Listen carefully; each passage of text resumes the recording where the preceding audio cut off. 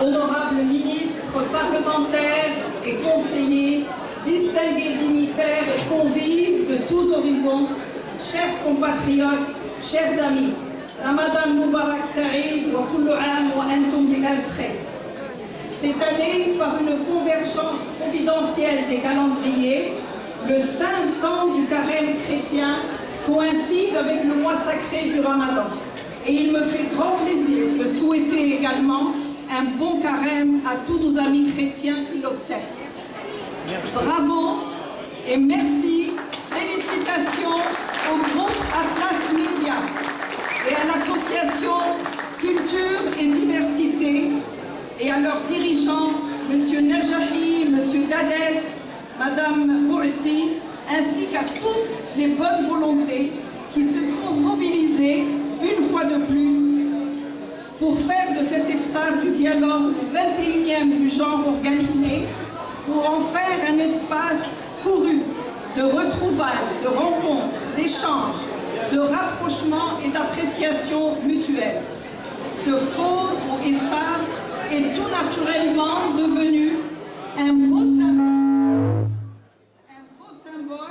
du vivre ensemble qui témoigne, si besoin est, de la richesse culturelle de Montréal, ville cosmopolite, plurielle et diverse, mondialement connue pour sa convivialité et sa douceur de vivre. Distingués invités, chers amis, le Ramadan, au-delà de sa signification spirituelle, constitue un temps de réflexion, un temps où nous ouvrons nos cœurs et nos maisons les uns aux autres. C'est un temps qui nous rappelle qu'en dépit de nos différents profils, de nos différentes confessions et traditions, ce qui nous unit est de loin plus grand que ce qui nous divise. En partageant aujourd'hui ce repas fraternel, nous voulons aussi témoigner de notre engagement à renforcer des liens interculturels et de notre croyance ferme en la force de la diversité pour enrichir nos sociétés et promouvoir un monde où prévalent l'harmonie, le respect et la compréhension mutuelle. En raison d'un contexte international plus troublé et plus agité que jamais, il importe d'agir, il importe de partager les valeurs d'une cohabitation sereine, valeurs qui caractérisent si bien le Maroc, terre de brassage et de métissage, carrefour de civilisation, espace où les religions, les cultures et les traditions se côtoient dans un respect réciproque.